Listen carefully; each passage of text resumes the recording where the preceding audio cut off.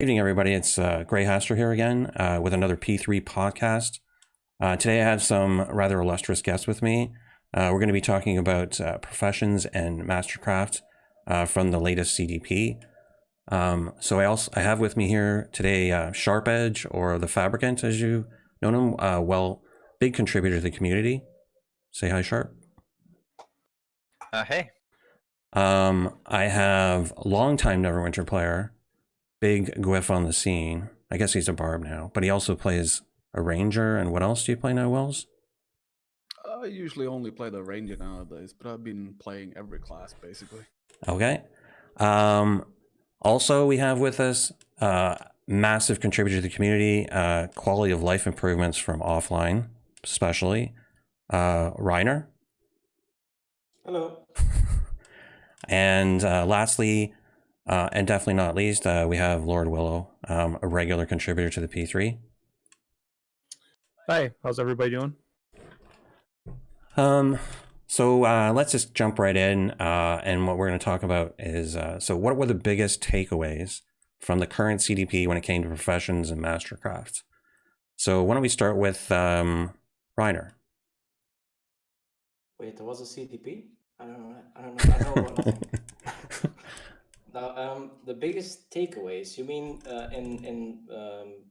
in ideas? Yeah, like I mean, generally, I mean, the CDPs are like a basically a repository of ideas. I mean, So what do you think were some of the biggest things that came out of that when it comes to specifically to professions and Mastercraft changes? Well, the biggest one obviously was the one from Sharp. He had a very big and well thought out idea about crafting, with a complete plan on how to integrate crafting to the world, where to get resources,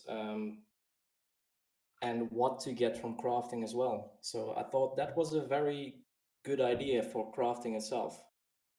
But to be honest, I don't really craft that much, so I'm not super into it. But just for crafting itself, I think that was just a good idea. So do you think it would be fun? Do you think it would be something that you would do? Like now that you like, if it was laid out like the way Sharp says, do you think it was something you'd take up? Well, he proposed making some kind of dungeon, right, where you could grind resources for Mastercrafting, and it would get more and more difficult in time. I think I would definitely try that out and see how it goes, and try to get as far as possible. It's not necessarily crafting what you're doing, but you are grinding something for crafting, and maybe that would get me into crafting something for myself. I don't know. Okay, fair I enough. would definitely try that out. Fair enough. And if you have specific gear that you can only get by crafting, then maybe that would also push me more towards crafting. Right now, it is just not useful to craft. Okay. What about you, Wells? Regarding crafting as a whole, for me, has always been basically just time consuming and things I don't want to do, right? Especially nowadays where I can play 8 hours a day and just grind it out and do those kinds of things. Crafting for me is just obsolete, basically. But I mean, what about this idea that Reiner's talking about, this never-ending dungeon where you can go in and you'd fight things and you know, get drops, and you can turn around and maybe sell those resources to crafters? If that's something I could do over a time span where I have like my time to play, when I'm off work, for example, and I can go in and I can grind for recipes and maybe sell them and make some diamonds here and there, absolutely, why not? I mean, what else am I going to grind, right? At least that's something that I feel like it's rewarding. Okay. So for me, yeah, I would do it. Absolutely. All right. On the note that you could sell it and actually make some bank from it. Okay. I'm going to leave you to the end, Sharp. Willow? So what's the question? Well, the question really is what's your biggest takeaway from the CDP, like from the current one on professions and Mastercraft? But Rainer, Well, Rainer identified like this yeah. never-ending dungeon. Like that was one of Sharp's ideas. But I mean, you can pick anything else. No. Yeah, no. I mean, the never-ending dungeon. I think I don't know. There's many of us that are at end game or near end game that don't really love the idea of a never-ending dungeon and recognize the necessity of having crafting integrated with queued content, meaning that drops for crafting need to come from queuable content, be it like a never-ending infinite dungeon, which I know that a lot of us are a fan of, or any other queued content. It's a way of buying in, and it also helps control the supply of resources that come into crafting. That's one of the big problems with the current crafting system, the non-master crafting system, is that supply chain, generally speaking, outdoes the demand. That being said, kind of my big takeaway from the crafting stuff that was on this current CDP is there were a lot of ideas. There were a lot of great ideas, and a lot of us, myself included, got very granular with kind of our suggestion. But my takeaway from all of it is the current state of crafting is not sustainable in Neverwinter, and it's something that's cyclical. We've seen it in the past, and it loses value very quickly. And so all of our suggestions are all about how do we create long-term value with crafting to put it more of on a horizontal progression perspective rather than vertical progression. Okay. So Sharp, was there anything else that was like a value in there besides your own suggestion? I'm just kidding. Okay, I think there were a lot of great suggestions in there. Yeah. My biggest takeaway from that CDP was that we pretty much all agree that crafting needs to change. There's a problem with crafting. It's not sustainable. It dies out every 2-3 months or so after it gets updated. And even when it does get updated, like they update it and there is 90% of the items that they've added to Mastercrafts are already obsolete. If you look at the last Mastercraft, where you had your Mastercraft 3 with the Soshin Star and the Omu weapons, if you look there, most of that stuff was already obsolete. Nobody bought the Great Weapon Fighter gear. Okay, I sold maybe 1 or 2 pieces of the armor, but nobody bought the armor pieces. The only exceptions to that was like the clerics. They bought a chest piece, and then the people who wanted the weapons and the rings. So there were basically 10 items out of all the items across all the classes that were actually selling. Most of the stuff wasn't useful at all, and people just weren't buying it.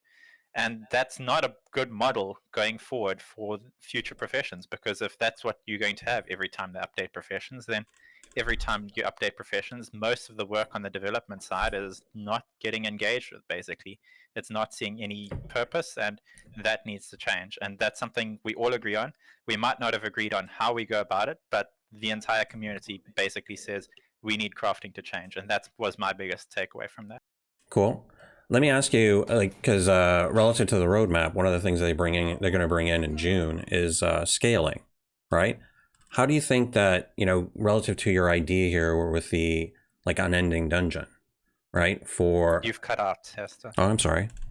So one of the things that came out recently, like obviously in the roadmap, was that in June they're going to introduce a new scaling system, right? So how do you think that would affect your like never-ending dungeon, or what your idea of a never-ending dungeon was? I couldn't hear you at all, Hester. I'm not sure if it was just me, but it seems that it sounds okay on my end. Maybe just Yeah, I hear you just fine, Hester. It's probably I hear you. lagging. Sure. Okay, now I hear something again. It was okay. What was the question?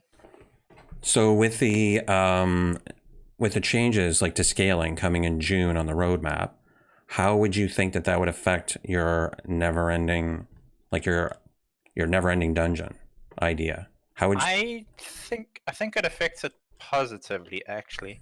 The thing is that my never-ending dungeon idea is designed with scaling in mind. It's not designed around a game that has a static level of difficulty. So the idea is that the entry, when you buy into the dungeon at the start, it's relatively easy, and it should be something that a group of 5 relatively new players can get into, and they can pick up ingredients and stuff at the low end. And it's the idea is that at the low end, the drop rates aren't as good, so you don't get as many items. So you need multiple amounts of each item in order to craft. Obviously, like with the previous Mastercrafting, you need like 12 logs to craft one item, for example. So you can vary the amounts of items that drop. So at the low end, less stuff will drop, but they will still get stuff, which is important. And then as you get deeper and deeper, then scaling kicks in and the content gets harder and harder. And as it gets harder, more and more stuff starts to drop. So I think scaling is something that works very well in this kind of system. And this is actually where you should be implementing scaling, as opposed to, say, the overworld, where it doesn't feel very good. It feels like, you're going backwards and you're not as strong as you used to be. Here, it makes sense. You're not as strong as you keep going further and further, but the rewards keep getting better and better, so you are more rewarded for fighting harder and harder content. Okay. So let's try something else here. So how do you see, how do all of you see Mastercrafting as a whole, going forward, separate from professions? When it comes to the gates that are present there, right? Like AD gates, the refinement, the level of achievement. So 85% success or less and stuff like that. Do you think that needs to be addressed as well? Because I don't know that was really addressed in there. It's a hard thing to get into, right? As a newer player now. Isn't Mastercrafting supposed to be the AD sync in Neverwinter? It is, but essentially now it's become a divisive tool from those who already have it to those that want to get into it. I mean, that's the thing. That's the point of view here. Is okay, an AD sync, if it costs me 50 million AD to become a Mastercrafter, yeah, that's a huge AD sync. But I'm not going to spend that. So I'm not syncing any AD anyway. So my suggestion would be make it a lot cheaper to become a Mastercrafter and have the crafting sync more AD if that's the case. Because if you get a whole lot of more people into it, it's going to sync on average probably more AD. So are you suggesting that we reduce the AD cost of getting into crafting, but then attach AD costs to actually crafting items? If the Mastercrafting wants to act as an AD sync, I think it's better to involve the general population instead of 5 to 10 people that can actually afford getting into it. You see what I'm saying here? So it's like a broad tax, if we put it that way, compared to one-time taxing. Well, I mean, it's an interesting thing. I guess the reason why I brought up the question was largely because one of the things that did come up in the CDP was about the idea of people having large armies of crafters and gatherers, and basically being able to price out anyone that actually is doing it for their own enjoyment or fun or making a little bit of money on it or whatever. We know that that's one of the things that Willow talked about, about some new item coming out and then getting on there and then gathering all the stuff and then having it out in there en masse the first day, right? And then that's never impacted Mastercrafting though. A really good Mastercrafter is going to have one crafting character, and they're going to just do everything, maximize their profit, maximize the throughput on that one character.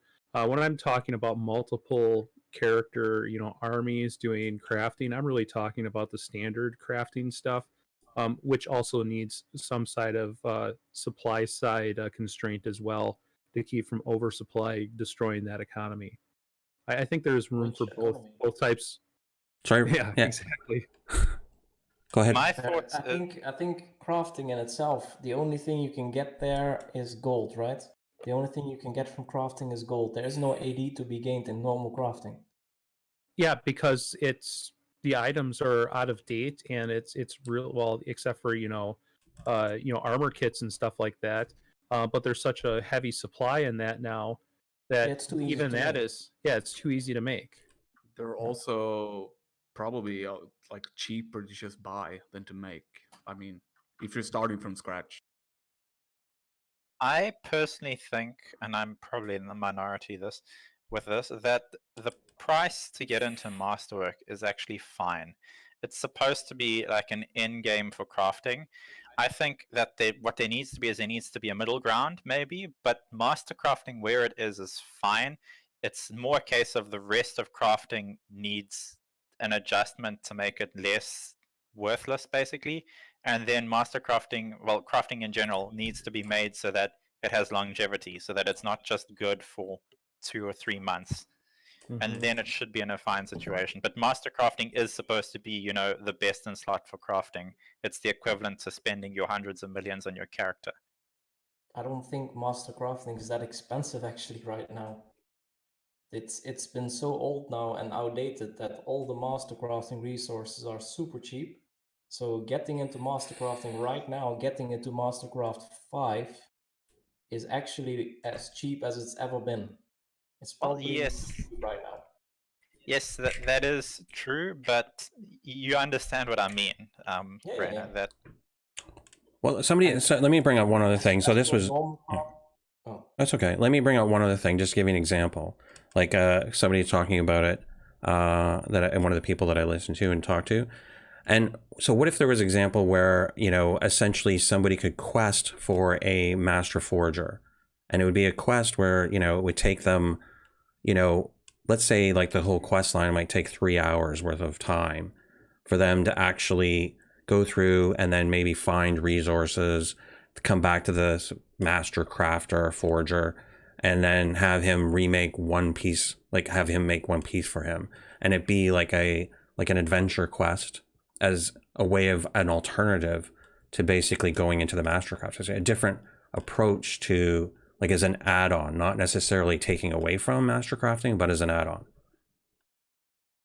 So let me just clarify, ask you to clarify this. Yeah. So you're saying they have a quest that they get given by a Mastercraft, basically, which unlocks crafting for them. So it's not to gather resources; it's to unlock crafting. That's their goal of doing. No, it wouldn't actually unlock master crafting for them. The idea would be that they would have a master crafter that would eventually make an item for them, but they would have to go through some trials and tribulations and go out and search for particular pieces to make whatever they've requested, and they can be different. that's already Sorry? This already happens. This already happens organically, actually. I can say from experience because I did some big time crafting with the last crafting thing. And what would happen is there would be people that would come to you and, or well, in my case, you'd go and you'd find somebody, because the thing is when you're crafting, okay, and if you're doing large scale crafting, it takes a lot of time. So you spend a lot of time crafting, and that's just you sitting there clicking on buttons in the user interface. There's a lot of user interface to click on, and it takes time to go through all of it. And you don't really have the time to go out and gather resources. So, or even to do some subcrafts. So something that I did, for example, and I know some other people also did this, is you would find people that were looking to make AD or something, and you would offer them AD if they would do some of the steps for you or things like that. So that gold wire, for example, takes a lot of time to make if you want a lot of gold wire, and you would pay somebody a large amount, and you would pay. So, for example, there was a person that, I'm not going to name anyone here, who was paid 15 million to craft 400 gold wire at some point, and that's all they did. And they did that for the crafter, and they got 15 million for doing that. So they were given the resources, they were given a bunch of stuff, and they went and they crafted it for them. So that already happens organically. I don't really think there needs to be a quest for that. Okay. All right, so let's go to, did you have anything you wanted to add into that, Will, or Rainer? Wills? Nah. Well, for as I me, said- we were talking about master crafting as an AD sync. I think it is. And that's where the percentages that we had at the start come back in. There is a chance that you fail on master crafting which in itself is an AD sink. You're losing resources, you're losing morale, which also is a small AD sink. You're losing stuff in a percentage of time. It's only going to get worse, I think, in Mastercrafting 6, maybe 7. And that's the AD sink there. So You're especially losing with- morale, both in terms of the resources and in real life. You're losing morale. I can tell you from experience when you. So I mean, but Yes. so right now you've got an RNG thing in there that's pretty much dictating this. Should there be an experience piece as well, so that maybe the RNG, like the percentage, gets better? Like if you fail, you get like you learned from that your mistake. That's OP. That's gonna be super powerful. People who Yeah. craft thousands of things are going to have 100%. Well, no, you can't. It would never reach 100%. Oh, yeah, but a very high percentage. And their profit, so the big master crafters, their profit would skyrocket at that point. Yeah, it would just exacerbate the current problem that already exists in crafting, right? I know for a fact that the majority of people that start up and try to level master crafting spend far more currency than they make off of it. It's probably maybe the top 20 people that really make money crafting, and then everyone else, if they're making money with master crafting, they're actually making money with either doing like the kind of the base commission type stuff, like Sharpedge was talking about, or in gathering resources and selling the raw materials to people that are then losing money, right? The majority of crafters are losing AD, and it is a big AD sink in the game. Okay, so the way I understood this, because I've seen this system in a lot of games, is that after each successive failure, it increases the chances, but then when you succeed, it lowers them again, back down to the base value. I'm kind of neutral about this. I don't really mind if it's there or it's not there. It's probably better if it's not there, as frustrating as it is, because it's supposed to, remove currency from the game, even if you go through streaks where you fail over and over again. I remember when I was unlocking Mastercrafting, this was ages ago, there was this one craft, I think it was like a book or something, and I failed it 7 times in a row. I wasn't very happy. Yeah, I was going to say one of the things I do track. I have tracked in the past. I haven't done any Mastercrafting in the last few months because there's no value in it. But in the past, I have tracked my successes versus failures, and my aggregate does not come out to the chances that are listed. That's one of the things that really irritates me about crafting, is that I firmly believe that in many of the cases, the chances of success are far overstated. I would disagree with you there, because I've also tracked my crafting, and I've crafted thousands and thousands of items, and they did pan out to the success chances. But yeah, my sample size was very, very big. I mean, There are As- some as- obvious as was mine. exceptions, of course. Oh, If you okay, have okay. 100% and you still fail, then it's not correct. I mean, the success rate, that's the whole problem, though. People read it as, okay, it's a 50% chance to complete it, but it's a 50% chance on all tries. And That's the whole point. yeah. Right. So, Which is and why we don't know if you're gonna complete it 5 times out of 10, or if the RNG is spread out to 50 times out of 100. Because if it's 50 times out of 100, you could fail 50 in a row. Well, the idea is if you have a large enough sample set that the percent chance should show out with a large Yes. enough sample set. Yeah, but then there's the RNG chance. So it's like, And that's where the big crafters have their advantage, especially if percentages go up. Small crafters don't notice that. If you make 1 or 2 items and your craft fails 2 times, and then the 3rd time you get it, you're not going to be happy. But if you're a big crafter and you craft thousands of items, those small percentages will add up, and those big crafters can list items for cheaper prices. Yep. So they will dominate the market as well. Right. It becomes an economy of scale. Mm-hmm. So is that a good thing though? I mean, that's what I guess where I'm kind of getting at here, right? Like, you're not going to get very many new entrants into crafting. It's going to be whoever is there now. I think the biggest thing, if you're wanting to make crafting more accessible to people, is you need to do away with events, honestly, because the way I went about crafting is, okay, here's an easy example. You buy, say, 1,000 stronghold packs of power, right? So you're sitting on 1,000 stronghold packs of power. You wait until 2 times shards. You open all of them. You sit around with all this stuff in your inventory. You then wait until guild marks discounted. Until 2 times guild marks. You convert it into guild marks on like every single character you possibly have.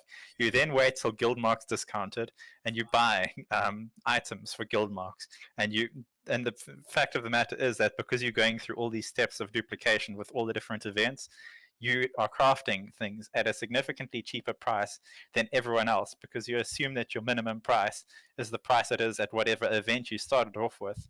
And the thing is that people that don't have a lot of AD initially, they can't capitalize it in the same way, because they can't go, okay, it's an event now, I'm going to buy thousands and thousands of items during this event because it's cheap. And unless they do away with those events, it's never really going to reach a case where people can compete in crafting if they don't have a lot of AD to start off with, because the people that are really competitive at the top are just taking advantage of every single event and just multiplying their profit all the Right, and it just keeps snowballing down. It gets bigger and bigger and bigger. I completely agree with Sharp on this one. I think that they need to remove events that affect crafting altogether, and that would level the playing field a lot better than it is now. Okay. Isn't that true for all events? Maybe we're going off topic now, but should we remove all double events then? Yeah, Because I'm they in all favor. affect in some way something.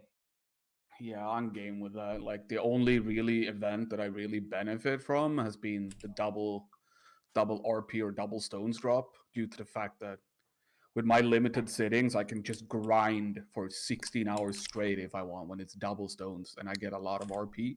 But that's about it. I mean, I don't really need it. It's just a helping hand along the way. Well, there are. I just want to say that, I mean, just to be fair, like everyone in this particular discussion are longtime Neverwinter players. So I mean, we're not really getting the new player who is trying to complete a campaign fast or something and loves the double like events on currency, right?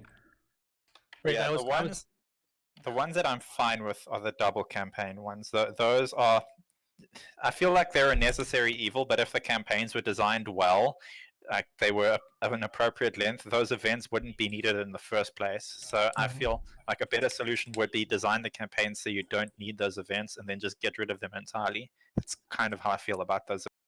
Okay. So the other thing that I think I'd be in favor of keeping like the double guild marks event.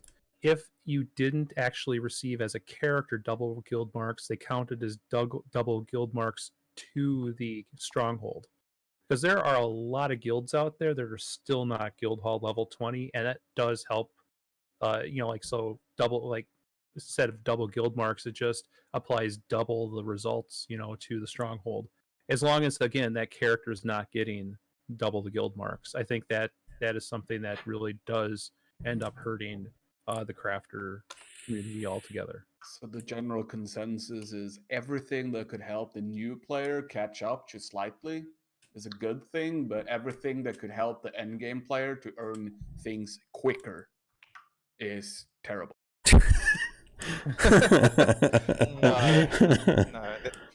No. I think the consensus would more be that the events that can only be capitalized upon properly by somebody who's sitting on 1 billion AD are the ones that are a problem, and those are things like 2 times guild marks, 2 times shards, because let's be real here, the only people that are taking advantage of that are those who can afford to have 10,000 shards just sitting around. Those types of events. Another one of the big problem ones is the 80 discount events, the Wondrous Bazaar 40% off events. Mm-hmm. Ooh, yeah, they're oh yeah, I'd make a killing off of that event.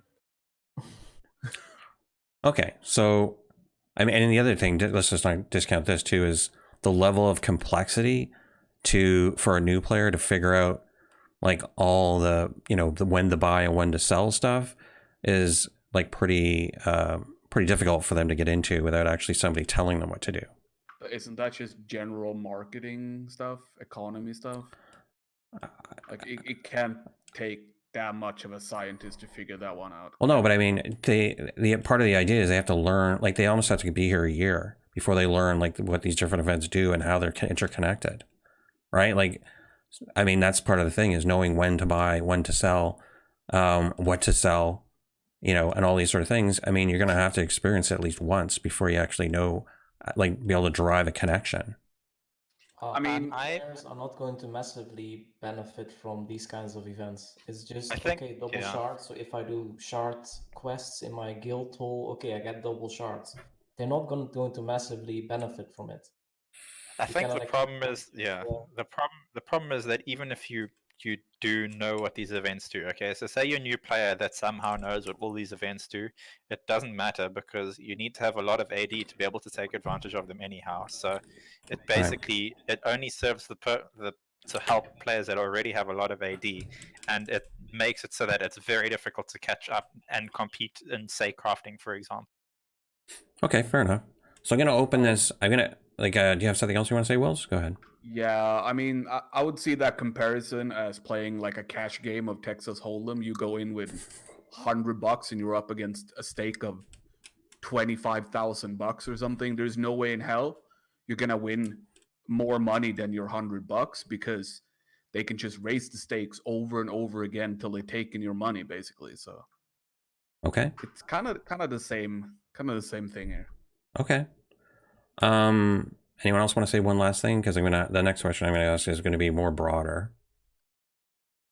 Nope. Okay. So looking at your, like, through your own personal lens, what about this game is fun for you right now?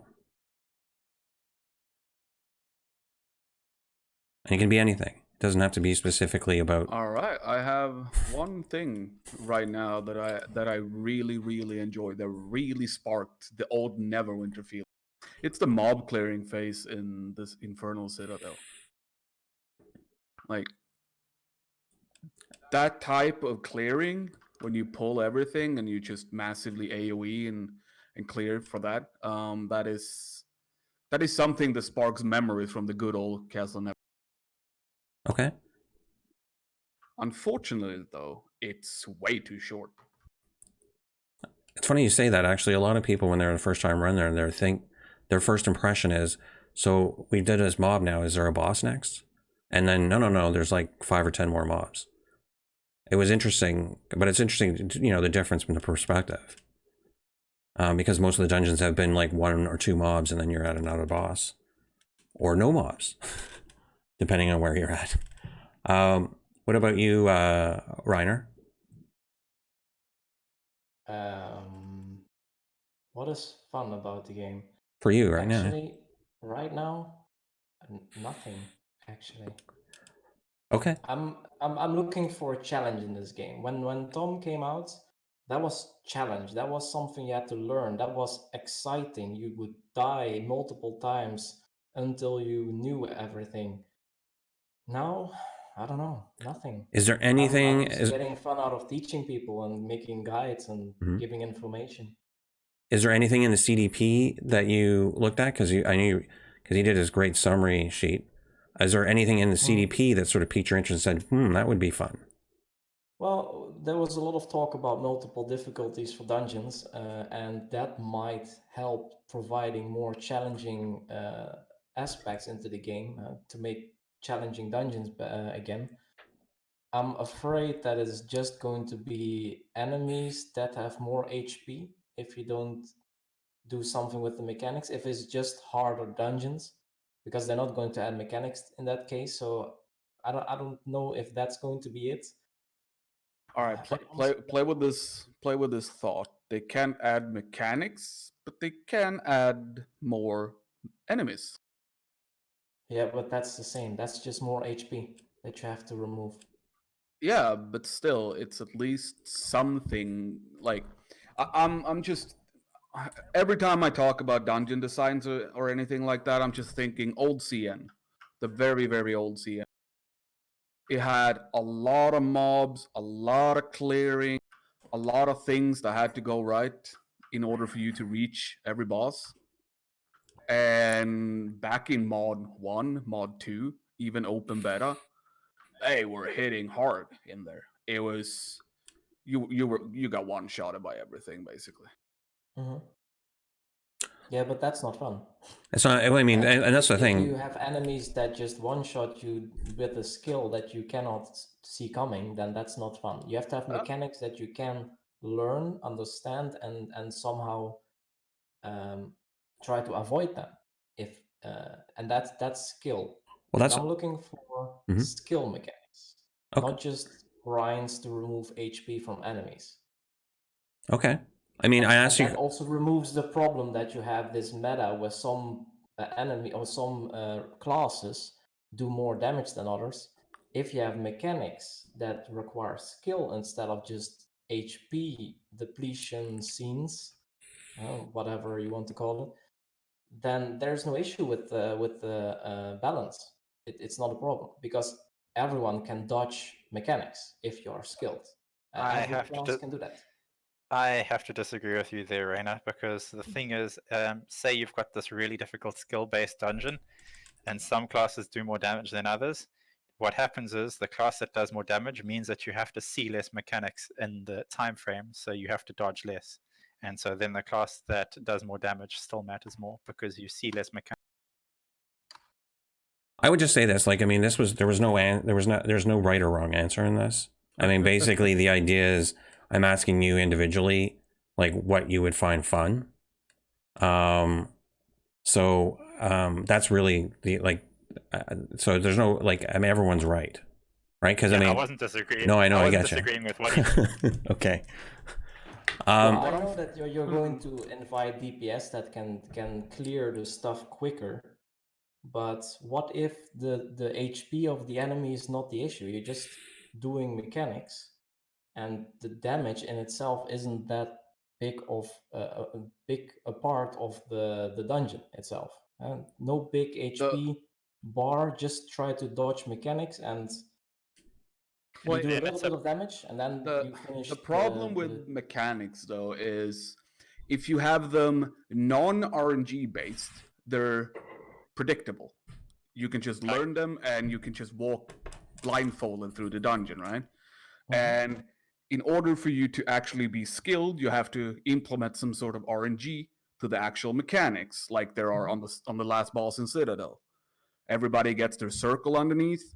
Then you move that to a specific corner. Now I'm spoiling the entire strategy, but hey, whatever. Then you have to move that to a specific corner, etc. Make sure everything glows on the same spot.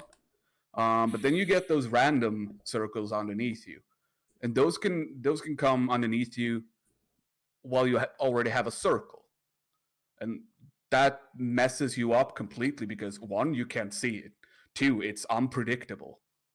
And 3, you die out of random RNG mechanics that are there to cheese you out. It's not actually skill based, it's just there to sink you.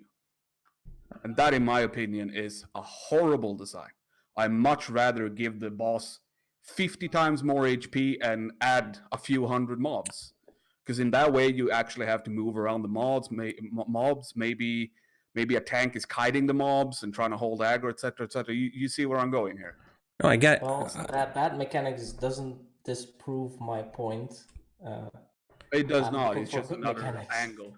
Yeah. Okay. So whatever. I agree that they have to be somewhat random, so you don't have a specific sequence that you can basically make a macro of and then do the dungeon. That is also not good. It has to be random. Indeed. Yeah, I agree. but when you add the random, it's frustrating on the other hand, because if you get the good RNG like I did on my second run of Citadel, it was a cakewalk. It was not even hard. We barely tried.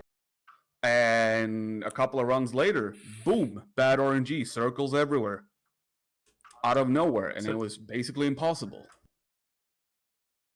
Well, go ahead. Go ahead, Will. Okay. So I'm actually a big fan of introducing alternative means. I kind of brought that up in one of my posts, where I was talking about some of the stuff we've done in the past to cheese dungeons. Right? It was obviously not designed to go that way.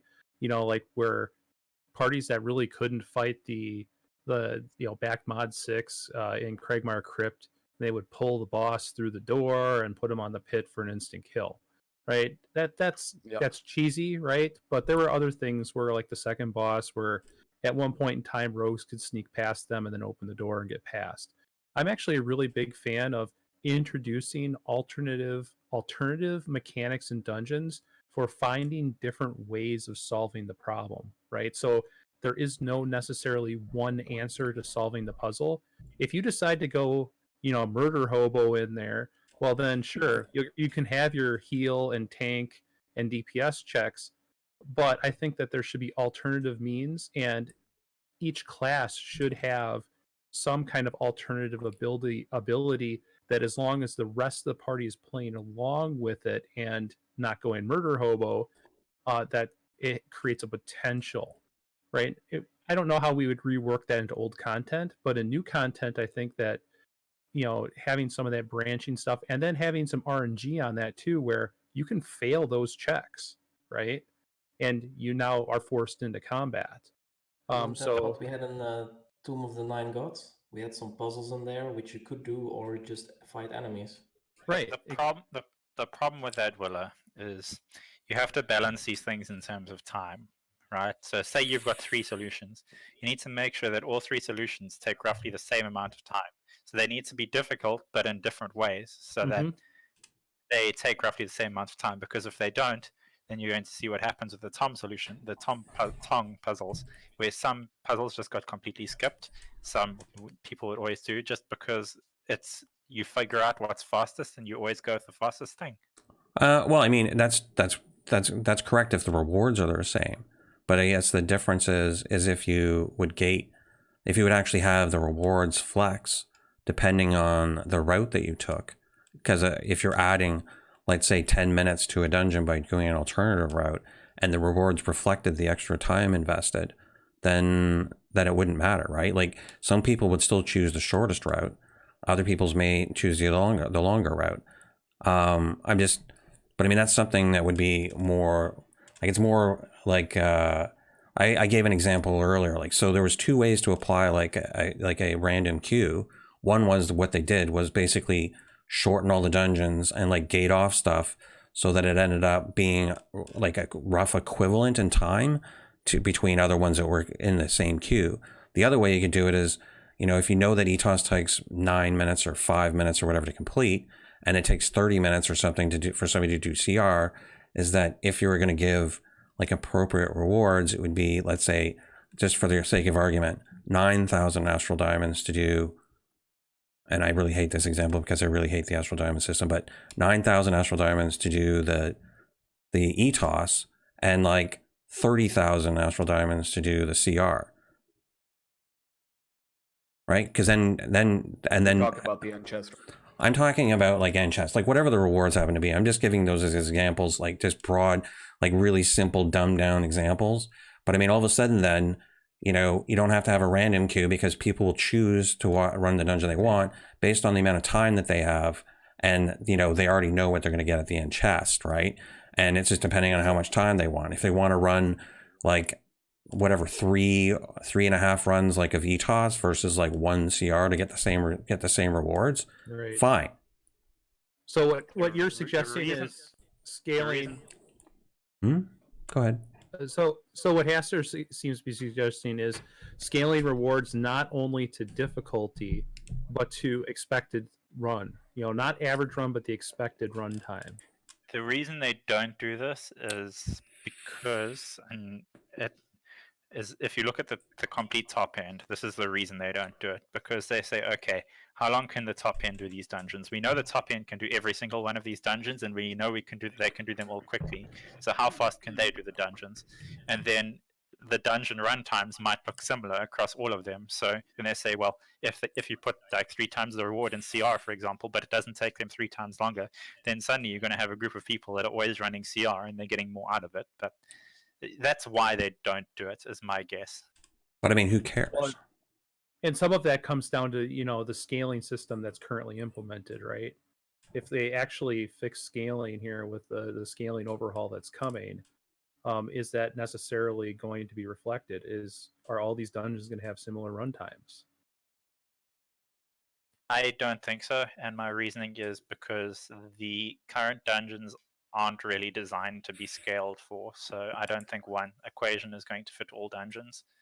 I think realistically, if you wanted to solve it for the dungeons, what you'd have to do is you'd have to say, okay, we're just going to fix everyone's stats to these particular numbers for each dungeons. And I think everyone would hate having set stats for a dungeon. Yeah. Do you guys remember the old dungeons? We're talking pre-mod 6. Everyone here, I think, Where- was playing that. Yes. Yeah, I mean, CN had level 65, even though we were capped at 60. The easier dungeons were like 61, 63. So I mean, what happened to that? The thing is, okay, they changed the way that monster scaling worked with the mod 5 to mod 6. So a level 73 enemy now is equivalent to, well, an enemy that is 3 levels higher than you now is equivalent to an enemy that is 5 levels higher than you back then. So basically, they just changed the way it worked. I don't know why they arbitrarily decided to change the numbers, but they did. Yeah, that's hella confusing. But yeah, but now I'm turning into like tiered content and stuff, so maybe I'm off topic as hell here. But Well, I think the topic was, like, the last one was, and I was, and you know, I mean, I sort of led you off the garden path a little bit there, but basically the idea was, so like, so far we got Rainer and Will's, what the idea of what would they consider fun if they find something fun in the game right now.